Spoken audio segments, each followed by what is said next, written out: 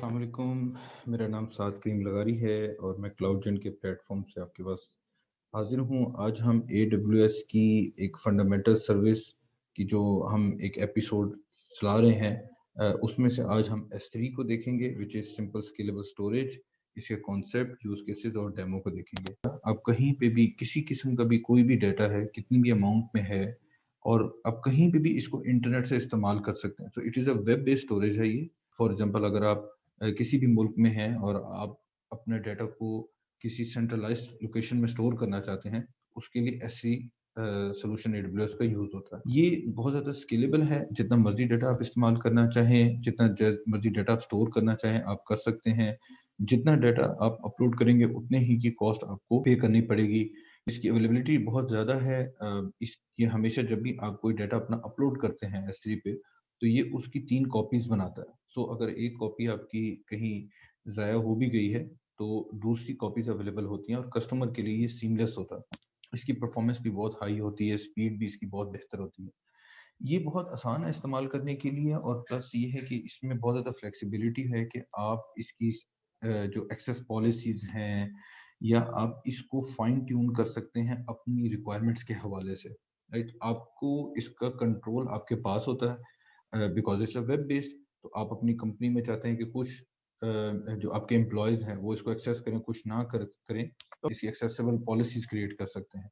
ये 11 नाइट्स पे इसकी ड्यूरेबिलिटी है, और आप इस हवाले से देख सकते हैं कि इसके बेनिफिट्स क्या हैं। ये स्केलेबल है, जितना मर्ज़ी इस्तेमाल आप करें, आपके लिए कोई लिमिट नहीं है। आप इसको पीटाबाइट में भी, टेराबाइट में भी, जीबीज़ में भी जितना मर्ज़ी इस्तेमाल करना चाहें आप कर सकते हैं।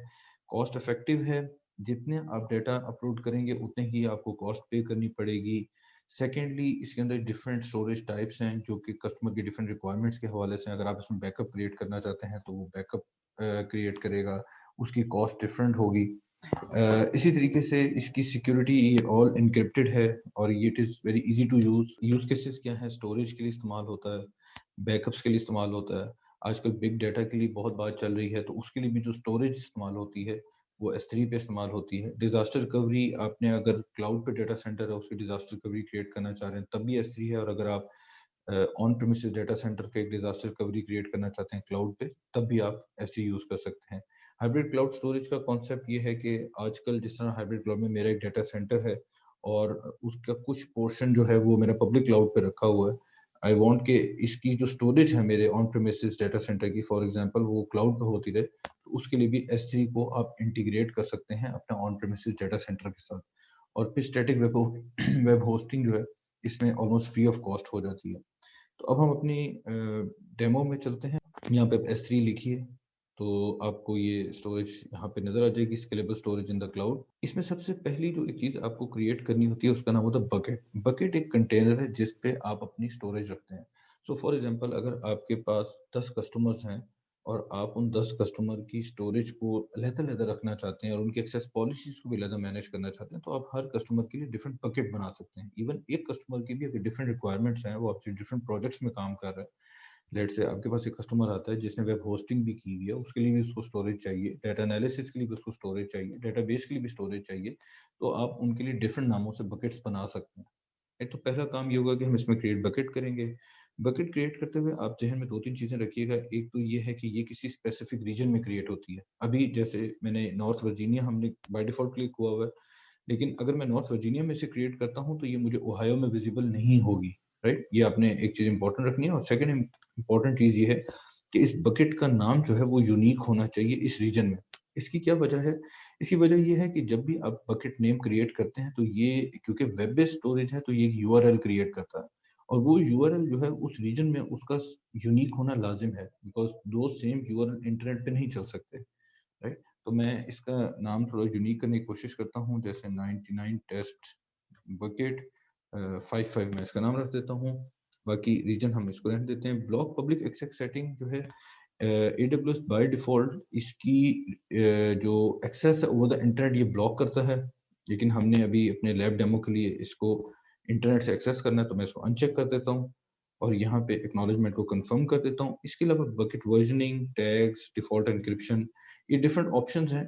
अगर आप इसके बारे में इंटरेस्टेड हों, तो आप AWS के कोर्स जो हमारे लिंक में दिया हुआ है, उस पे आप रजिस्टर कर सकते हैं, लेकिन अभी मैं सिंपल लैब डेमो के लिए इन तमाम ऑप्शंस को बाय डिफ़ॉल्ट छोड़ रहा हूँ और मैं यहाँ पे क्रिएट बकेट कर देता हूँ। तो आप देखिए कि 1-2 स्टेप्स में आपने एक बकेट क्रिएट कर ली। अब इस बकेट में मैं जब क्लिक करता हूँ तो मैंने इस पे कोई ना कोई फ़ाइल अपलोड करनी है। तो यहाँ पे अपलोड का बटन आ रहा है, इसको मैं क्लिक करता हूँ और ऐड फाइल्स, और यहाँ पे मैंने ये एक पीडीएफ जो है ये अपलोड कर दी। इसमें आपने एडिशनल अपलोड ऑप्शंस में अगर जाते हैं तो आपके पास डिफरेंट ऑप्शंस आ रही हैं, स्टोरेज क्लासेस हैं, ये डिफरेंट स्टोरेज क्लासेस अवेलेबल होती हैं डिफरेंट रिक्वायरमेंट्स के लिए, और यहाँ पे मैं इसको एवरीवन पब्लिक एक्सेस भी अलाउ कर देता हूँ ताकि हर बंदा इसको इंटरनेट से इसको डाउनलोड कर सके। इसको मैं अपलोड कर देता हूँ।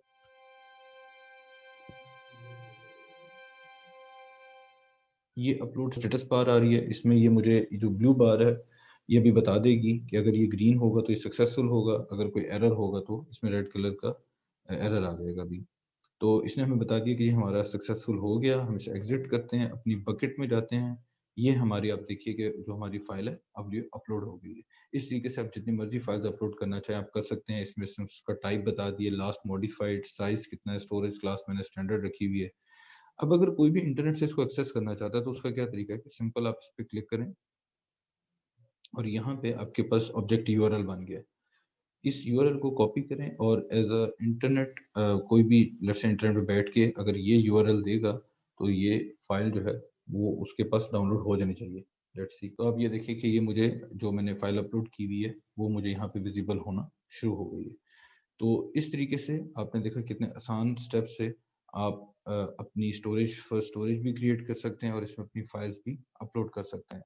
अभी तक के लिए इतना ही जी। Thank you very much. इंशाल्लाह आपसे नेक्स्ट एपिसोड में फिर मुलाकात होगी। अस्सलाम वालेकुम।